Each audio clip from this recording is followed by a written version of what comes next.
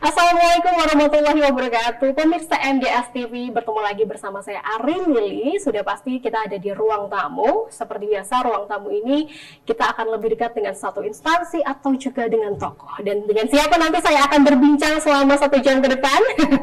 Langsung saja saya akan perkenalkan langsung, kita akan lebih dekat dengan Bapeda. Dan langsung kita akan menyapa Ketua Bapeda Kota Sukabumi, Ibu Remi Rosida SKM MSI MKes.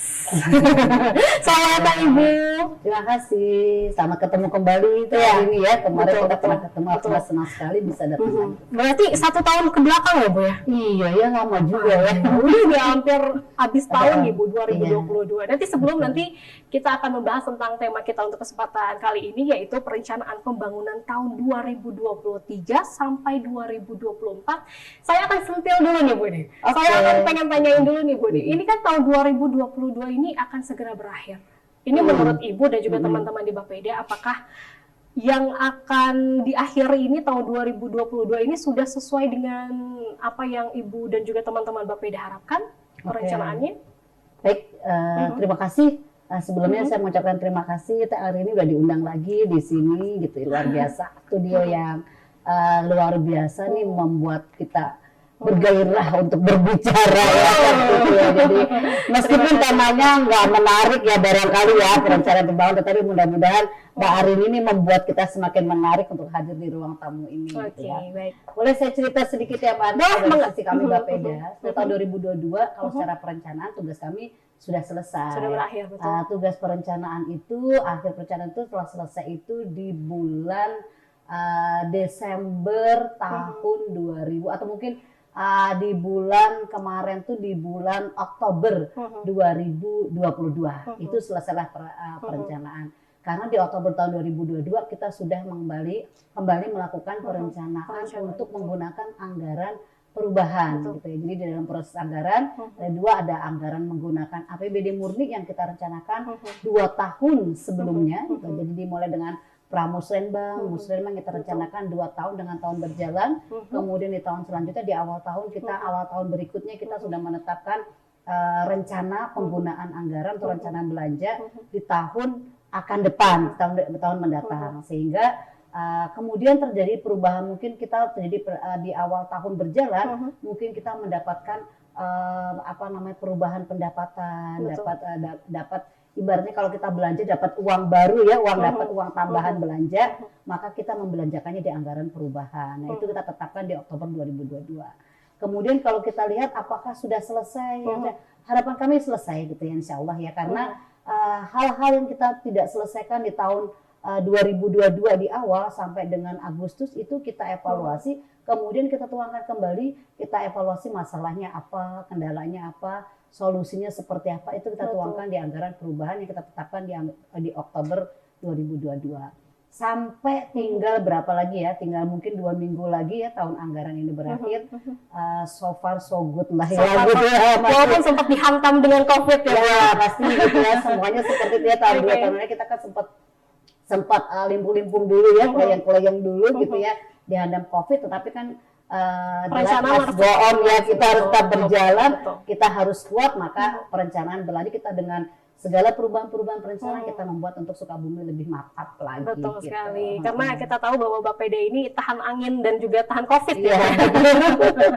Harus begitu. Oke, berarti semua sudah selesai sesuai dengan perencanaan dan kita akan lompat ya Bu ya ke Insya Allah. Kalau misalnya secara penyerapan anggaran mungkin nanti di BPKPD, tapi kita sudah hampir selesai lah ya, sudah hampir 80% sudah kita selesaikan penyerapan anggaran. Tinggal sedikit lagi gitu, ini tinggal menunggu pelaporan atau mungkin pencarian pekerjaan yang belum terbayarkan, tetapi pekerjaan sudah harus selesai di akhir Desember 2022 gitu ya. Meskipun ada kurang-kurangnya, kita lakukan evaluasi, kita perbaiki di 2023. Sudah bekerja gitu semaksimal mungkin di tahun 2022 ini ya Bu ya. Oke Ibu, langsung aja kita ke tema kita untuk kesempatan kali ini. Kan tadi kita sudah membahas tentang perencanaan pembangunan tahun 2022, sudah kita selesaikan tadi di bulan Oktober ya Bu ya. Oke, dan kita akan bahas tentang perencanaan pembangunan tahun 2023 sampai 2024 nih. Oke. Apa sih Bu nih proses perencanaan dan juga penganggaran tahun 2003 yang sebentar lagi ini bakal dimulai? Prosesnya seperti apa? Oh gitu ya. Mbak Rini, saya selak sedikit nggak apa-apa ya? Boleh, gitu ya. mangga, Ini boleh. belum puas sih jawab yang tahun 2022 gitu ya. Iya, iya. Nah, tadi saya berbicara soal Oke, konsep, oke, saya ingin oke, juga oke. bercerita, mungkin mau informasikan juga ya sampai Desember 2022 kita akan menyelesaikan beberapa proyek-proyek strategis yang cukup membuat wajah Sukabumi juga Betul. berubah lagi gitu ya. Kita kalau tahun lalu kita bertemu ya, baru alun-alun sama Labdek ya, baru Betul, selesai ya. betul, betul. Hari ini kita sudah menuntaskan pedestrian ditambah 2 ruas lagi.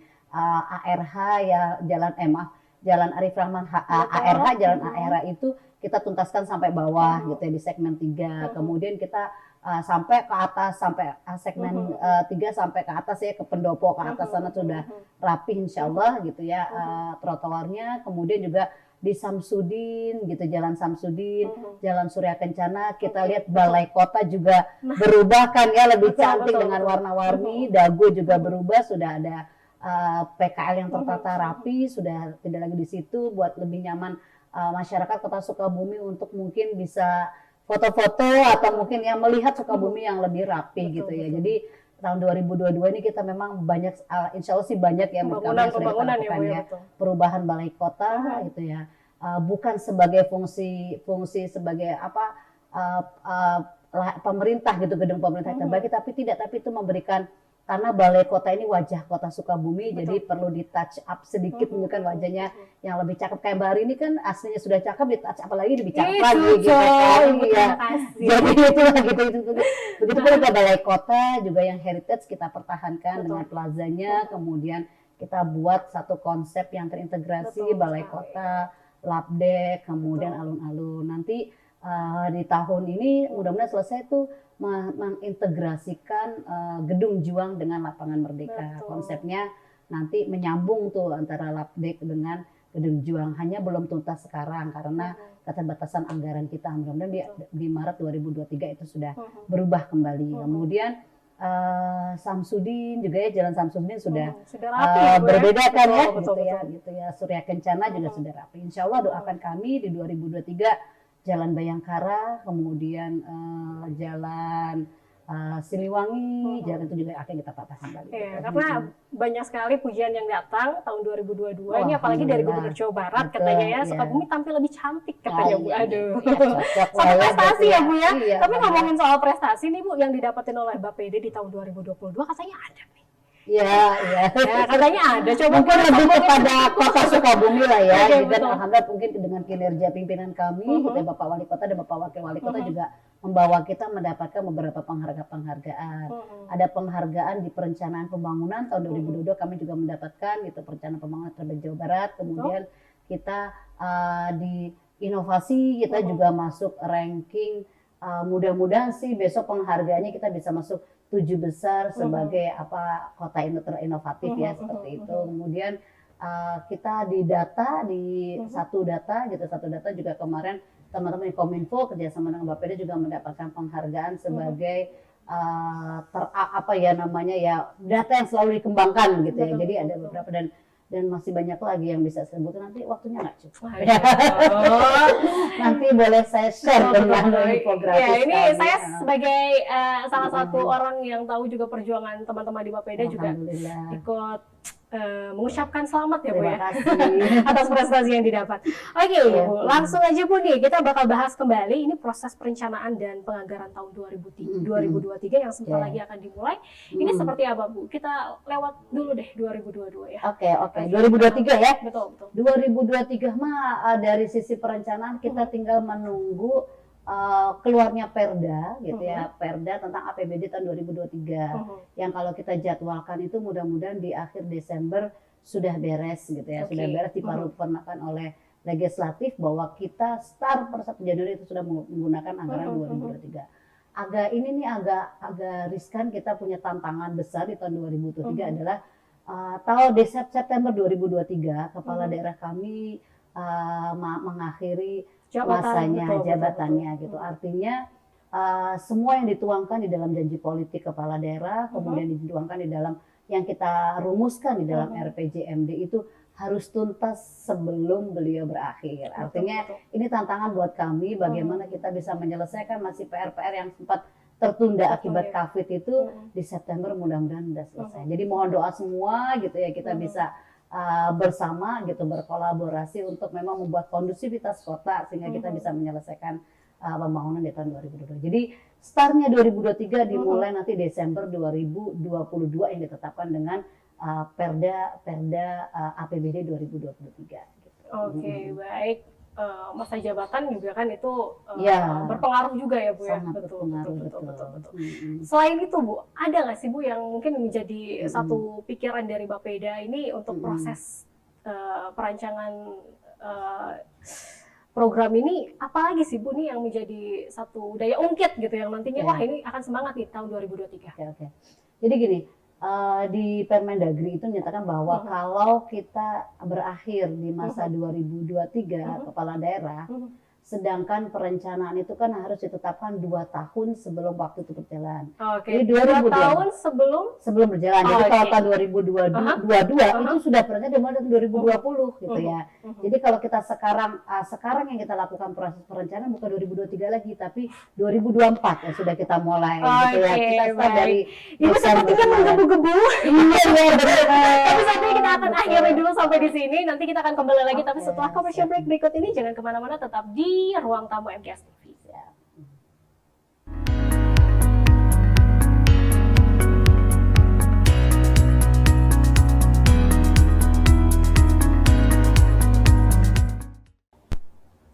Pemirsa, kembali lagi di Ruang Tamu MGS TV, masih bersama dengan Ketua Bapeda Kota Sukabumi yaitu Ibu Reni Rosidah Mutmainah SKM MSI MKes.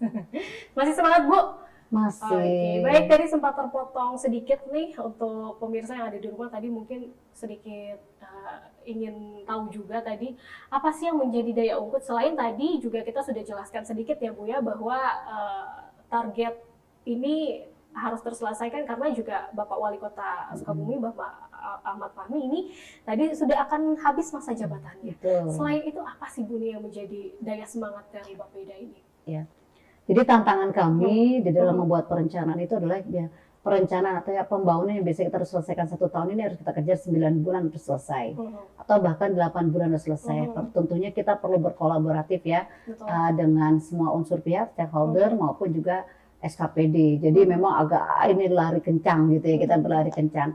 Setelah mungkin 2 tahun kita sempat terhambat gitu ya karena lockdown, karena work from home gitu ya, karena COVID tadi tidak bisa kemana. Kita 2023 kita harus berlari kencang menyelesaikan ini dalam 9 bulan gitu, seperti itu dah. Ada beberapa mungkin proyek strategis kita di tahun 2023 kalau saya boleh informasikan gitu ya. Yang pertama kita fokus kepada penguatan kualitas kehidupan sosial gitu ya. Apa sih gitu ya implementasi atau yang mungkin Reza adalah memang kita fokus kepada penanggulangan kemiskinan gitu ya, kemiskinan. Gak kelihatan sih penanggulangan kemiskinan itu ya sedikit tapi anggarannya cukup besar gitu ya karena memang dia sifatnya masih pemberdayaan yang mungkin tidak hanya 1 tahun beres tetapi dampaknya akan terlihat setelah 10 tahun, 5 tahun gitu ya. Ya berproses. Satu kemudian kita juga tetap mengaktifasi masyarakat dengan program P2RW gitu ya, stimulan anggaran yang diberikan kepada RW gitu yang ternyata itu bisa sangat membantu gitu ya. Pemerintah juga menyelesaikan masalahnya karena dari misalnya 25 juta stimulan yang diberikan 1 tahun itu bisa menarik gitu ya proyek pekerjaan bisa menjadi 100 juta, 50 juta yang dibantu dengan kontribusi masyarakat. Gitu. Iya dan hasilnya bagus luar biasa gitu ya.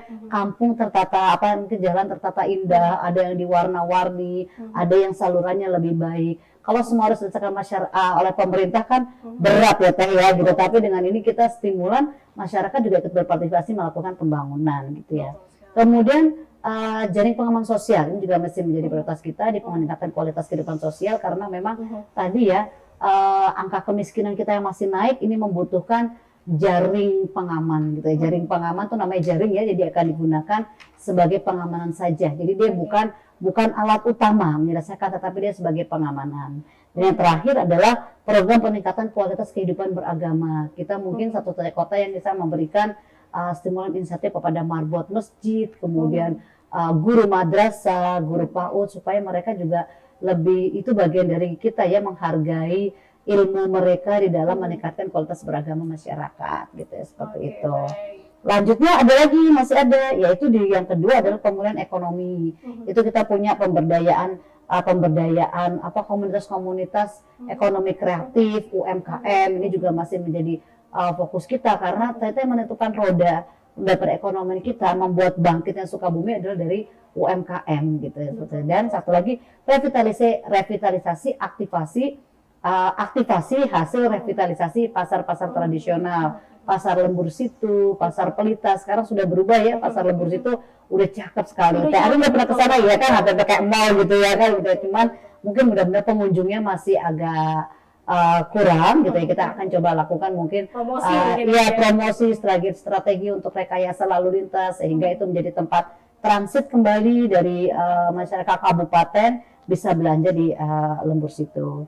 Yang selanjutnya adalah ini yang masuk dari lingkungan adalah kita menuntaskan kekumuhan kita. Mungkin kita temanya sih zero ya untuk rumah tidak layak huni gitu. Ini tahun 2022 kita banyak sekali yang sudah kita selesaikan untuk rumah tangga dari semua kita gempur dari APBN, APBD provinsi, APBD kota gitu ya, semuanya kita kita kerahkan anggaran kita miliki untuk menyelesaikan rumah Rutilahu, dan 2023 kita tuntaskan mudah-mudahan zero, tidak ada lagi rumah yang tidak layak huni. Kalau boleh tahu Ibu di tahun 2022 ini Rutilahu ini sudah berapa persen yang sudah dituntaskan, dan nanti akan disambung lagi kan di tahun 2023? Iya. Jadi hampir 500 rumah yang kita bangun di tahun 2022 gitu ya. Mudah-mudahan ini udah luar biasa ya, 500 rumah gitu ya sudah dituntaskan ya, dari rumah yang yang tidak layak huni menjadi lebih baik gitu ya.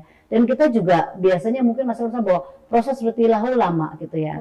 Kita punya strategi untuk memang mempercepat birokrasi untuk memang melakukan pengusulan, kemudian evaluasi untuk mereka mendapatkan bantuan Rutilahu gitu. Jadi saya juga terima kasih apresiasi kita kepada masyarakat, mereka bertanggung jawab ya menyelesaikan tadi ya P2RW itu adalah stimulan pemerintah digunakan untuk masyarakat dan hasilnya maksimal. Kemudian Rutilahu juga kita kan stimulan diberikan kepada si pemilik gitu ya, dibantu oleh masyarakat membangun, hasilnya juga luar biasa. Jadi memang kita tidak bisa mengusir tapi melibatkan masyarakat gitu ya. Baik. Ini kan mungkin ada dari pemirsa dari MGS TV yang merasa bahwa Rutilahu kok saya nggak dapat ya? Kok saya belum sempat menjadi target Rutilahu nih gitu. Ini sebenarnya apa sih Bu yang menjadi syarat-syarat utamanya untuk teman-teman yang ada di rumah mungkin merasa ingin rumahnya terbantu gitu?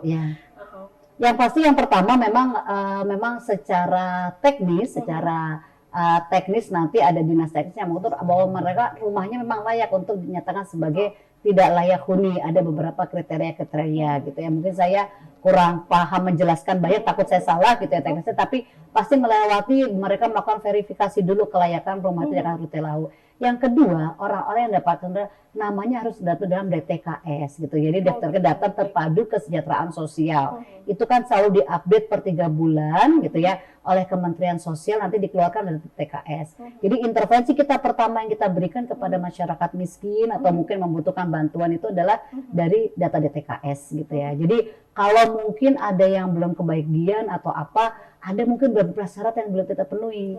Misal contoh, ada ya kasus kemarin ya, rumah masyarakat yang berada pada sepadan sungai. Secara regulasi itu tidak diperbolehkan, sehingga kita tidak boleh memberikan bantuan gitu ya. Jadi kan ini yang kadang-kadang mungkin masyarakat tidak memahami, tetapi mungkin tidak tahu ya Bu ya. Iya, karena sedikit saja uang pemerintah yang sampai ke masyarakat, kami harus mempertanggungjawabkannya. Ini akuntabilitas kami. Jadi agak hati-hati kami gitu ya.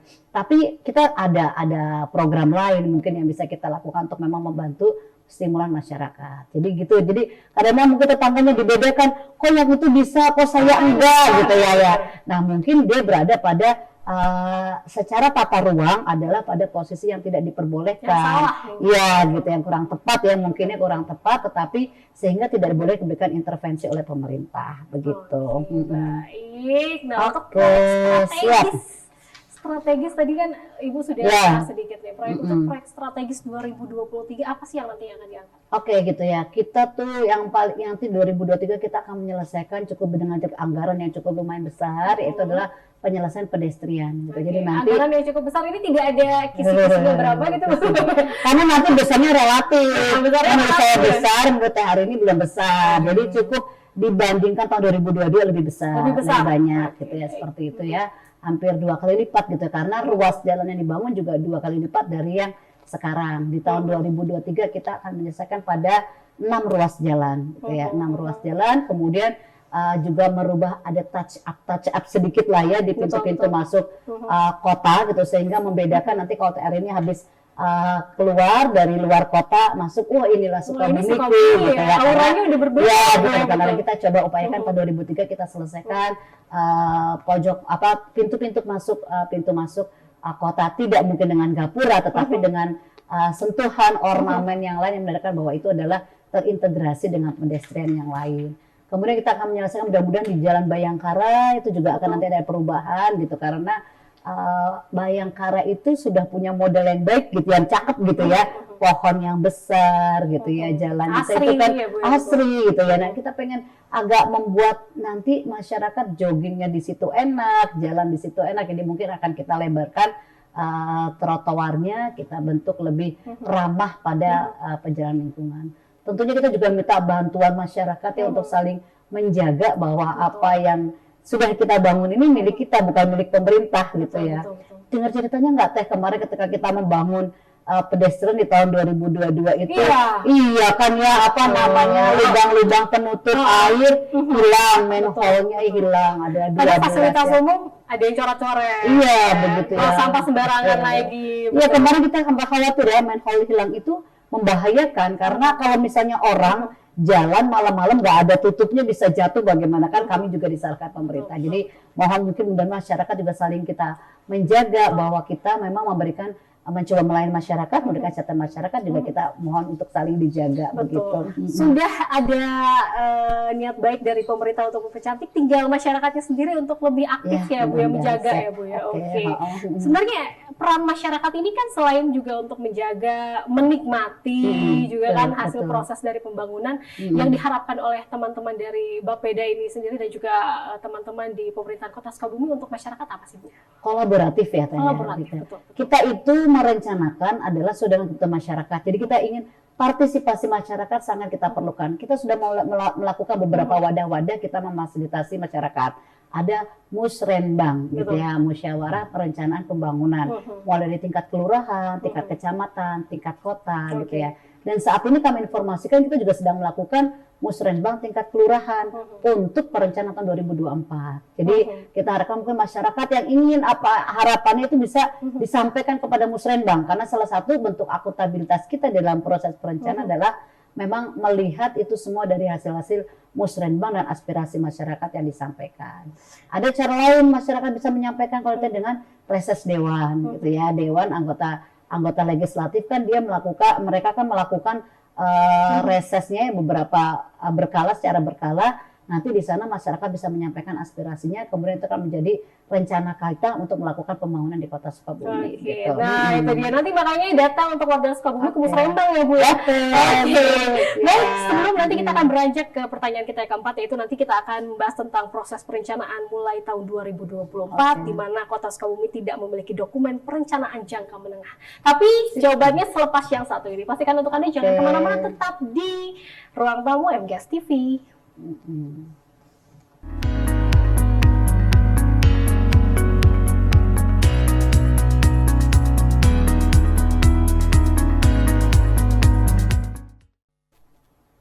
Pemirsa, masih di Ruang Tamu MGS TV dan kita akan kembali berbincang dengan seru bersama dengan Ketua Bapeda Kota Sukabumi. Aduh Ibu, tadi sempat terpotong nih Bu deh. Tadi saya sempat menanyakan bahwa tadi RPJM di Kota Sukabumi ini kan akan berakhir pada tahun 2023. Ini bagaimana selanjutnya dengan proses perencanaan mulai tahun 2024 di mana Kota Sukabumi ini sebenarnya tidak memiliki dokumen perencanaan jangka menengah. Tapi sebelum itu mungkin pemirsa yang ada di rumah dan saya sendiri juga kurang familiar dengan kata-kata RPJM. Apakah itu Ibu?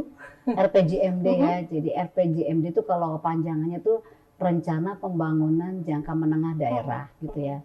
Itu merupakan breakdown dari RPJPD yang kita rencanakan selama 25 tahun gitu. Jadi rencana pembangunan jangka panjang. Kebetulan di tahun 2023 RPJMD berakhir. Kenapa berakhir? Karena RPJMD ditetapkan sama dengan masa jabatan kepala daerah gitu. Jadi RPJMD itu penjabaran dari janji politis, visi misi calon wali kota yang dulu kemudian menjadi wali kota, itu tetapkan dengan RPJMD dan tidak harus tetap selaras inline dengan RPJPD, rencana pembangunan jangka panjang daerah yang sepanjang 25 tahun. Kebetulan karena masa pemerintahan 2023 akan berakhir masa kepala daerah, maka kita RPJMD itu berakhir 2023. Tapi ada satu kendala gitu ya, bahwa dalam peraturan Menteri Dalam Negeri Permendagri 86 tepatnya di pasal 74 dan sebelumnya menyatakan bahwa tahapan perencanaan itu dimulai paling lambat bulan Desember 2 tahun sebelum tahun rencana. Jadi kalau kita berbicara tahun 2024 gitu ya, itu sudah dimulai tahun 2022. Dasarnya dari mana? 2024 ngambil dasar dari mana ya? Kan RPJMD-nya sudah habis 2023 gitu kan. Jadi RPJMD itu hanya digunakan untuk perencanaan yang dilaksanakan 2023. 2024 kita nggak punya dokumen atau kitab suci ya gitu ya, nggak kayak kitab suci kita baru nih ya. Jadi gitu ya, guidance kita untuk melakukan perencanaan di tahun 2024. Maka itu ada namanya RPJMD transisi kalau bahasa itu. Tapi sekarang udah keluar di Mendagri menyatakan bahwa namanya RPD, Rencana Pembangunan Daerah. Ini murni produk birokrasi gitu ya. Kalau RPJMD adalah produk politis, artinya kepala daerah itu kan jabatan politis gitu ya. Ada janji-janji politis di sana, maka RPJMD mengikuti meskipun politisnya menjadi birokrasi gitu ya. Nah, kalau RPJPD ini full produk dari dasarnya mungkin. Ya, dasarnya RPD ini nanti RPD atau RPJMD transisi ini merupakan produknya dari pemerintah gitu ya, birokrasi gitu ya. Dasarnya dari mana kita menyusun RPD? Kalau tadi Mbak Agni tanyakan ya, kita mengevaluasi pembangunan gitu ya. Jadi kita bandingkan antara RPJPD yang berjangka panjang yang tadi 25 tahun, apa yang belum tuntas, apa yang sudah pakai kita tuangkan, kita cari permasalahan-permasalahan, analisa permasalahan karena mungkin nggak update lagi permasalahan tahun di 20 tahun yang lalu yang direncanakan dengan yang sekarang. Maka kita updating masalah, kemudian kita evaluasi yang kita selesaikan digunakan hanya untuk 2 tahun di perencanaan tahun 2024 dan tahun 2025 gitu seperti itu. Jadi masanya cuman 2 tahun. Nah, itulah prosesnya gitu ya. Proses kita sekarang sedang penyiapan nanti sampai menjadi keputusan kepala daerah kita punya RPJMD transisi atau yang disebut dengan RPD gitu ya. Ini untuk proses penyusunan dari RPD ini apa sih Bu yang jadi prosesnya ini? Jadi dari awal kita mulai dengan background study, kita melihat, kita analisa masalah, gitu ya, kita analisa masalah apa saja menjadi permasalahan yang paling strategis. Berarti konsultasi publik juga? Ya, nanti kita akan lakukan konsultasi publik. Jadi pasti konsultasi publik kita lakukan, kemudian setelah rancangan-rancangan itu kan kita sampaikan kepada masyarakat, kita minta masukan konsultasi publik apakah ini sudah cocok gitu ya kita gunakan untuk rencana pembangunan. Setelah itu kita lakukan musrembang berdasarkan RPD tadi gitu ya, perencanaan berdasarkan rencana pembangunan daerah tahun 2024 sampai 2025. Lalu ditetapkanlah ya Bu. Ditetapkanlah itu, ditetapkanlah oleh kepala daerah, tapi kalau RPJMD oleh Dewan, kalau ini kita oleh kepala daerah gitu ya. Jadi kita prosesnya di tahun 2000 bulan November kita sudah lakukan, nanti proses perencanaannya kita melakukan lagi 2024 mulai rembuk warga atau persiapan musrembang kelurahan, kemudian nanti ada musrembang kelurahan untuk tahun 2024 ya, itu pakai RPD. Dan RPD ini mudah-mudahan dalam setelah konsultasi publik mungkin dalam bulan depan sudah kita bisa tetapkan oleh kepala daerah, kita sudah punya rencana pembangunan daerah lagi gitu. Semua sudah siap insya Allah ya Bu? Siap insya Allah. Gitu. Dan untuk jadwal dan tahapan perencanaan yang akan dimulai tahun 2024 ini kapan Bu akan dimulai? Ya 2024 seperti tadi ya saya sampaikan di Permendagri 86 itu bahwa kan dimulainya Desember 2-T dari tahun rencana. Jadi kalau kita merencanakan untuk tahun 2024 kita mulai dari Desember 2022. Sekarang waktu yang tepat ya Teh ya untuk merencanakan.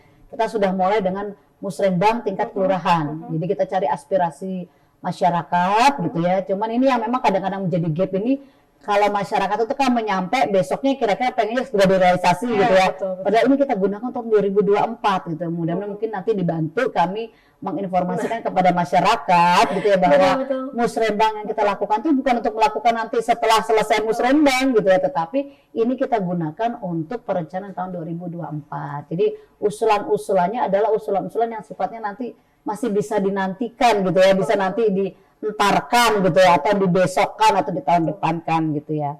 Nah setelah kita mulai dengan rembuk warga gitu atau pramusrenbang, kemudian Desember musrenbang tingkat kelurahan, kemudian nanti menghasilkan usulan-usulan dari masyarakat. Kita entry ke dalam sistem SIPD gitu, sistem informasi pemerintah daerah. Jadi sekarang wajib kita seluruh kota kabupaten se-Indonesia itu memasukkan usulan program dengan satu sistem yang terintegrasi semuanya, dan hanya satu digunakan di Indonesia adalah SIPD gitu ya. Itu kita entry, kemudian Januari kita sudah punya rancangan RKPD gitu ya, rencana kerja perangkat daerah gitu ya. Kemudian kita verif usulan masyarakat, dan kemudian kita lakukan musrenbang tingkat kecamatan.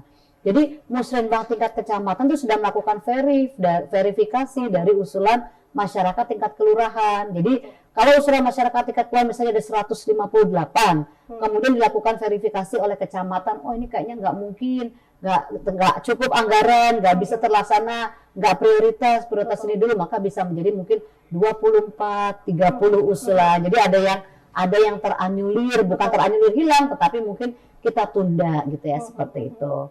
Setelah itu, setelah musrenbang tingkat kecamatan, kita lakukan konsultasi publik tentang ranwal RKPD. Jadi kita sampaikan lagi kepada publik rencana, lemparkan lagi ini di awal rencana kita untuk membuat rencana kerja perangkat daerah.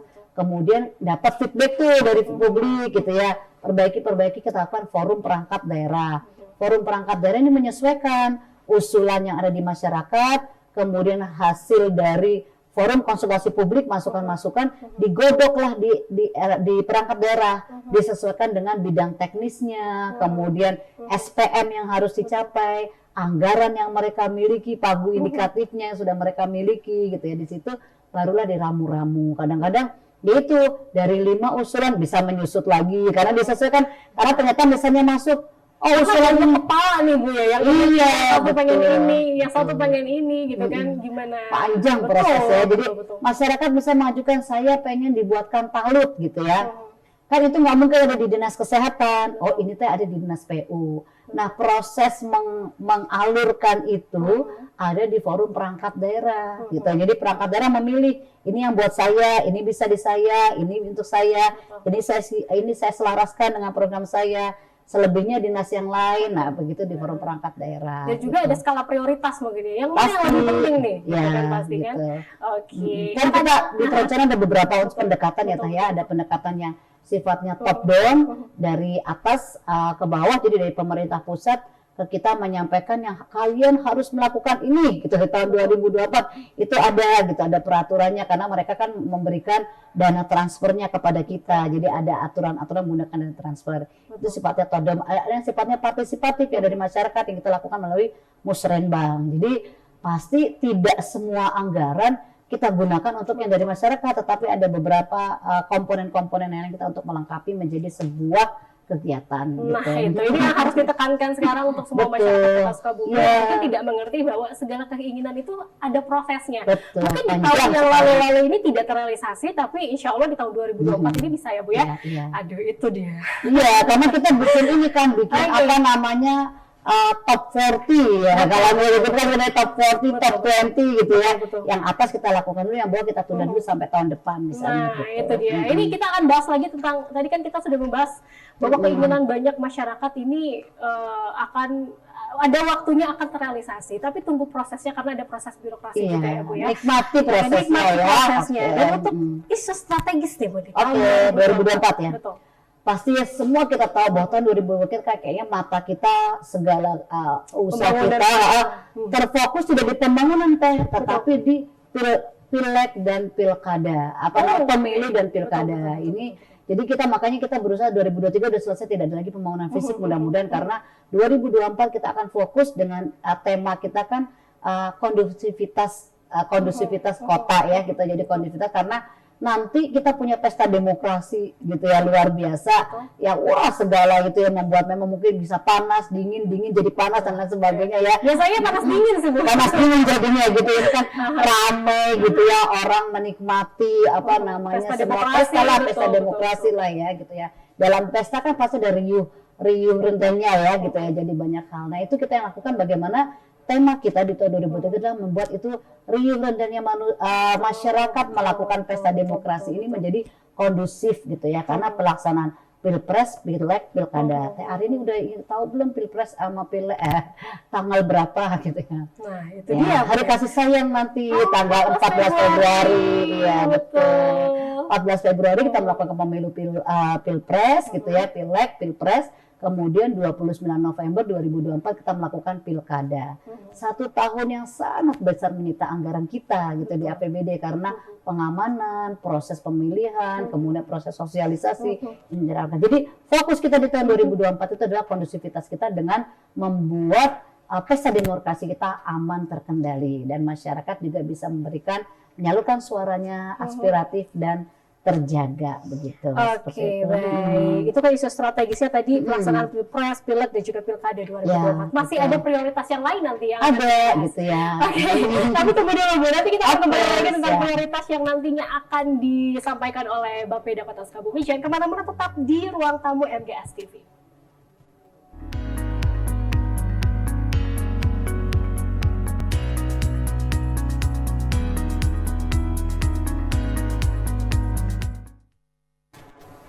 Pemirsa, tidak terasa kita sudah masuk di segmen terakhir di ruang tamu MGS TV, yang ternyata perbincangan kita semakin lama semakin ramai, Bu nih. Oke, dan baik, tadi kita sempat terputus juga, tadi sudah kita bahas tentang isu-isu yang nantinya menjadi satu titik yang akan dikembangkan kembali oleh Bapeda, yaitu pemilihan pemilu dan pilkada. Betul sekali. Selain itu apa aja sih Bu yang menjadi isu strategis selain pemilu? Jadi kalau tema utamanya itu adalah kondusivitas kota untuk keberlangsungan pembangunan gitu. Karena kita sulit ya melakukan pembangunan kalau kota nggak kondusif gitu ya. Kondusif ini ada dari beberapa sisi, dari infrastruktur juga semakin mantap dan nyaman gitu ya. Masyarakat bisa melakukan proses pemenuhan kebutuhan dasarnya sehingga ekonomi berlangsung, pertumbuhan ekonomi tetap kita jaga, meskipun di tahun 2024 ada titik kritis, ada pesta demokrasi gitu ya, dimana sebagaimana khasnya ya, pesta demokrasi kan cenderung mungkin ada situasi politis yang nggak mungkin memanas gitu ya, kemudian ini bisa mempengaruhi mungkin pertumbuhan ekonomi. Tapi ini yang kita jaga adalah bahwa suasana panas dalam demokrasi, dalam pesta demokrasi ini bisa terkendali, laju pertumbuhan ekonomi tetap baik gitu ya, karena sekarang sudah bagus nih Teh, angka pengangguran kita sudah mulai berkurang, menurun, artinya kita sudah upaya yang kita lakukan untuk memang membuka lapangan pekerjaan untuk yang kita sediakan untuk umur produktif sudah mulai ada signifikan kenaikan gitu ya. Kemudian angka kemiskinan kita juga terlihat mungkin ada penurunan gitu ya. Kemudian karena jaring pengaman sosial sudah rata kita lakukan, meskipun ya kalau ada masalah-masalah dikit mungkin tidak ada yang sempurna tanpa ketidaksempurnaan ya, jadi artinya dari itu kita bisa menjadi sempurna gitu ya. Nah ini kita tetap jaga di tahun 2024 meskipun dengan pesta demokrasi tadi ya, luar biasa. Untuk menjadikan Sukabumi menjadi smart city juga. Iya, smart city. Satu lagi juga yang paling penting adalah antisipasi bencana gitu ya, karena memang Sukabumi ini masih wilayah kita, isu strategi kita ya, rentan bencana, sehingga kita memang tetap ini menjadi strategi kita untuk memang melakukan antisipasi bencana. Karena nggak murah penanganan bencana ini, kita membutuhkan dana yang berdaya yang luar biasa, manusianya, materialnya gitu, maninya gitu ya, sistemnya gitu ya. Ini nanti 2024 juga masih menjadi strategis kita, bagaimana jangan sampai infrastruktur yang sudah kita bangun 5 tahun begitu indah terhapus oleh bencana sehari ini harus kita lakukan antisipasi minimal kalaupun ada kerusakan tidak terlalu parah begitu ya, seperti itu. Begitu mungkin itu. Baik, dan tadi kita juga sudah membahas bahwa tema untuk pembangunan tahun 2024 ini kan meningkatkan kondusivitas kota untuk keberlangsungan dan juga pembangunan. Tadi Ibu juga sudah membahas bahwa ini yang digelontorkan ini akan lumayan banyak karena juga sekali lagi untuk kelancaran, kebersamaan juga ya Bu ya, karena sekali lagi pesta demokrasi ini akan dirasakan oleh banyak orang. Betul. Oke, dan ini yang menjadi prioritas pembangunan tahun 2024 juga itu sama ya Bu ya? Hampir sama, itu sesuai dengan tema. Jadi intinya membuat kondusivitas itu apa gitu ya, ada di infrastruktur, berarti infrastruktur itu bisa terkait dengan bencana. Bencana berarti kita lakukan mitigasi bencana, penataan infrastruktur yang tahan gitu ya terhadap bencana. Kemudian kondusivitas yang lain adalah tadi ya pesta demokrasi gitu ya. Kondusivitas yang lain adalah kondusivitas sosial gitu ya, artinya dan ekonomi gitu ya. Jadi laju pertumbuhan ekonomi tetap kita jaga gitu ya. Sarana-sarana publik, sarana-sarana orang melakukan transaksi gitu ya, itu juga kita jaga, transaksi ekonomi kita jaga. Dan yang terakhir adalah mungkin dari kami pemerintah akuntabilitas untuk smart city gitu ya. Kemudian kita juga akuntabilitas reformasi birokrasi juga tetap kita menjadi prioritas, karena jangan sampai masyarakat kita perhatikan kita di dalam sendiri kebobolan gitu ya, aparatur yang tidak bertanggung jawab, aparatur yang tidak sesuai dengan regulasi, melakukan hal-hal yang di luar etika aparatur yang kita coba hindari gitu ya, seperti itu. Ini beberapa hal yang kita akan lakukan 2024. Betul. Sedikit ya gitu ya. Sedikit tapi lumayan sedikit ya, betul. Karena ini Ibu sudah ada penerawangan nih tahun 2024 nih, apa sih yang nantinya menjadi, kalau menurut Ibu menjadi kendala nantinya untuk perencanaan pembangunan? Jadi kendala tadi ya, tantangan ya, apa namanya ya, kemampuan. Tapi saya kalau bilang anggaran kurang itu klasik sekali ya gitu, karena tidak ada orang yang memang tidak akan ada anggaran yang kurang, tetapi strategi kita bagaimana dengan keterbatasan yang kita miliki kita bisa mencapai cita-cita kita gitu. Jadi tantangan 2024 kita sih memang kota benar-benar kondusif. Masyarakat bisa menyampaikan aspirasinya gitu ya. Partisipasi masyarakat dalam pemilu ini lebih tinggi dari tahun sebelumnya, dari pemilu sebelumnya gitu ya. Mereka memang antusias melakukan pemilu karena kepercayaan kepada pemerintah.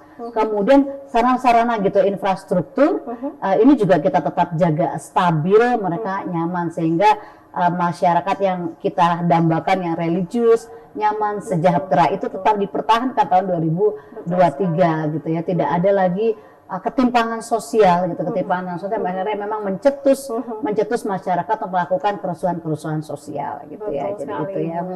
Sekali lagi karena segala sesuatu yang sudah dibangun, sudah direncanakan oleh teman-teman Bapeda dan juga pemerintah Kota Sukabumi ini, selain ini sudah tercipta nih, sudah terlihat bahwa fisiknya saja sudah terlihat indah Kota Sukabumi, jangan sampai nanti masyarakat itu sendiri yang tidak menjaga ya Bu.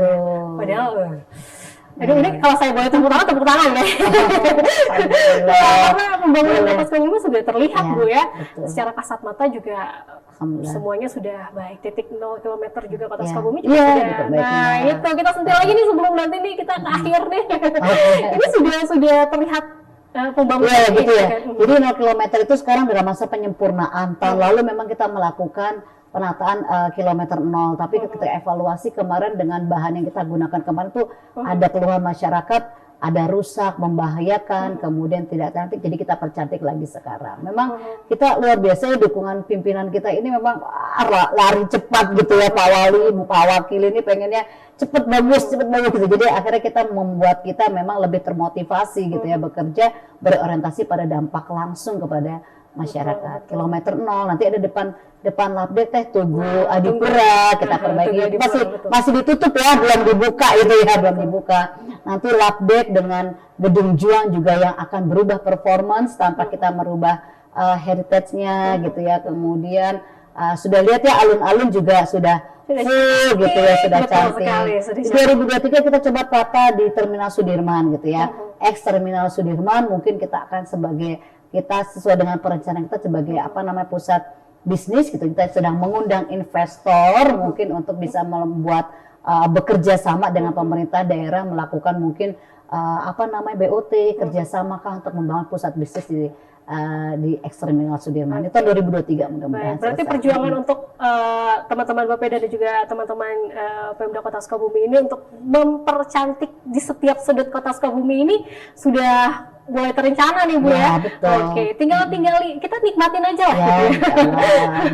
Oke, dan pastinya ini ada satu hal yang cukup menggelitik saya Bu. Ini kan perjuangan Ibu dan juga teman-teman ini perencanaan sudah matang, segala sesuatunya sudah berjalan gitu kan. Tapi bencana terus-terusan ada. Ya, Apalagi betul. gempa bumi. Iya, iya. Ini jadi satu acuan juga nggak buat Ibu?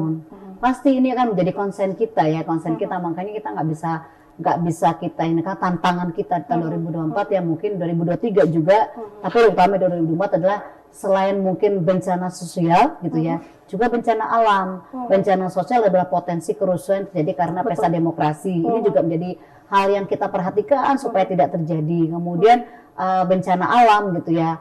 Kalau kita kan curah hujan yang tinggi, longsor, gempa gitu, itu kan mungkin mungkin terjadi, maka kita lakukan antisipasi. Ya contohnya kita mengurangi daerah kumuh gitu ya, sehingga karena salah satu kriteria suatu daerah dikatakan kumuh itu adalah bagaimana suatu daerah itu mampu memitigasi resiko bencananya gitu kan. Jadi kita lakukan hal-hal yang bisa memang secara infrastruktur itu termitigasi gitu loh, akan ada bencana atau mungkin kalau ada bencana ini antisipasinya Sudah ada apa, persiapan gitu persiapkan ya? seperti itu. Jadi mudah-mudahan kalaupun ada bencana ini sekedar ujian, bukan mungkin hukuman dari Allah yang akan mungkin menghancurkan kita semua, tapi mudah-mudahan ujian yang bisa kita atasi dan kita perbaiki lagi. Kita sudah sampai di penghujung waktu nih Bu. Ada harapan dari teman-teman di Bapeda, khususnya dari Ibu sendiri untuk tahun 2023 dan juga tahun 2024. Oke, siap.